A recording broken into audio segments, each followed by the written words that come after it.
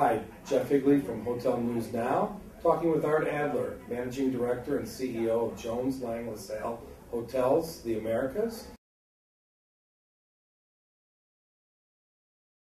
The result of what's happening is, for the time being, a lack of liquidity, right? Particularly on the credit side of the equation.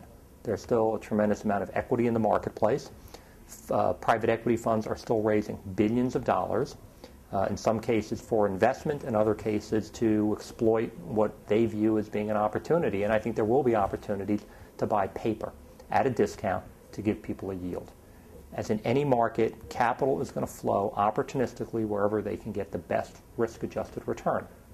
And like any other market, that's what's going to happen in the future.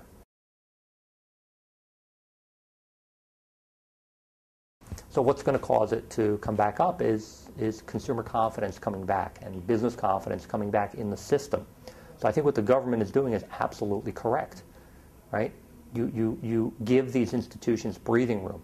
You take the toxic loans off their books, you put them over there with the government, you clear up their balance sheet, and you allow them to start to lend again. Now, lend under different parameters than they had lent previously, more conservatively, but again, create liquidity from a credit perspective.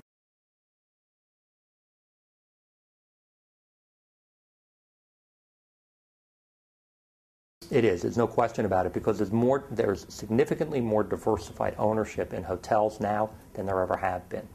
Right? Hotels, they used to be owned by public companies.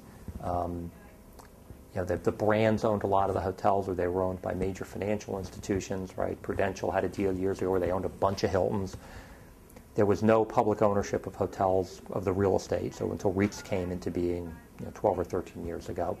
There's much more offshore ownership. There's more institutional ownership, private equity, high net worth individuals, right? Like Michael Dell and Ty Warner, right? Own luxury hotels. So there's much more diverse ownership, which I think is a terrific thing for the industry. So I don't think that's really going to change a whole lot.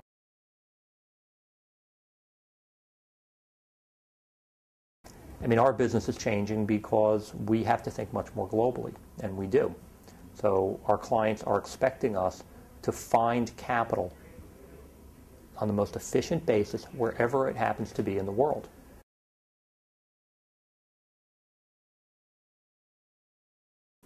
Well, globally, it's India and it's Brazil, right? China has been hot for a while, but there haven't been a lot of transactions there, and Russia as well.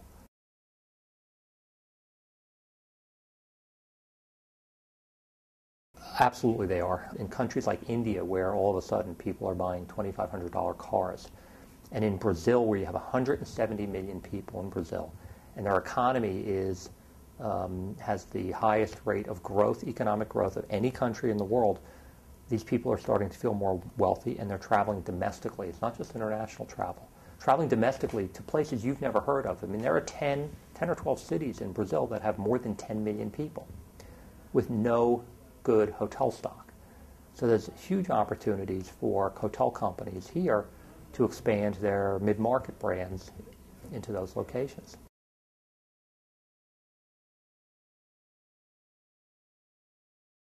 There are lots of challenges for U.S. companies investing overseas. There's tax implications. There's repatriation of the dollars issue. How do they get it back into the country, into the U.S.? There's issues in terms of understanding local laws and development laws. So yeah, there are lots of issues, which is why most of these companies, most of these private equity firms who go into other countries like Mexico, for example, they must find an experienced local operating partner who would actually do the developments, and they will be a capital provider. You need somebody who knows what's going on the ground.